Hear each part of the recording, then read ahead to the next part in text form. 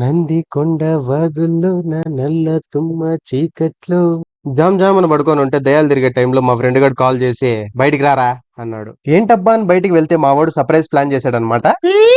Surprise దేనికంటే ఈ రోజు ఈ చందుగాడు బర్త్డే అనమాట.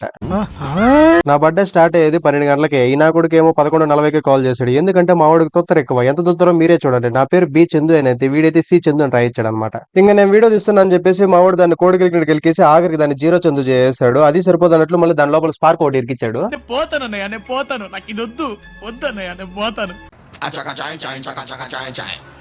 యాక్చువల్లీ నాకు స్పార్క్ వెలిగించేటప్పుడు చాలా భయం అనమాట. నేను పందిలాగా పడుకొని దొరలడం వల్ల నా షాట్ అయితే ముడతలు పడిపోయి మిడ్డే అయిపోయింది అనమాట. ఇంకా మా వాడు గురించి ఆల్రెడీ చెప్పాగా తొత్తర ఆగదని. కేక్ కట్ చేయక ముందే స్ప్రే కొట్టేసినాడు.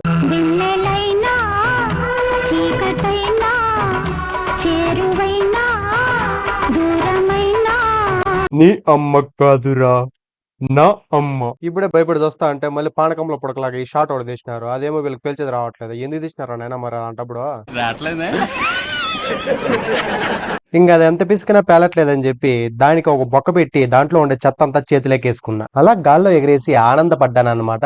ఇంతలో మా వాడు సర్ప్రైజ్ అని చెప్పి ఈ కవర్ చేతిలో పెట్టి ఓపెన్ చేయమన్నాడు. అలా ఓపెన్ చేస్తూ ఉన్న బట్టలు వచ్చాయి. యాక్చువల్లీ నేను ఆ బట్టలకు కాదు షాక్ అయ్యింది. అందులో ఒక చిన్న బుల్లి డబ్బా అయితే ఉంది. దాన్ని ఓపెన్ చేయరా అన్నాడు. ఓపెన్ చేశాను. ఓపెన్ చేయగానే నేను కరెంట్ షాక్ కొట్టంత పని అయిపోయింది నాకు. గోల్డ్ ఇది. అదే షాక్ లో ఆ రింగ్ అయితే ఓపెన్ చేసి చేయికి అయితే పెట్టాను. కరెక్ట్ గా సరిపోయింది. అరే నా సైజ్ ఎలా తెలిసిందిరా మీకు? చాలా షాక్ అయిపోయాను నేనైతే. ఎందుకు ఎందుకు ఎందుకు ఇంత ప్రేమ నా పైన ఎందుకు? సో ఇది ఇచ్చిన వారికి ధన్యవాదాలు. Thank you so much.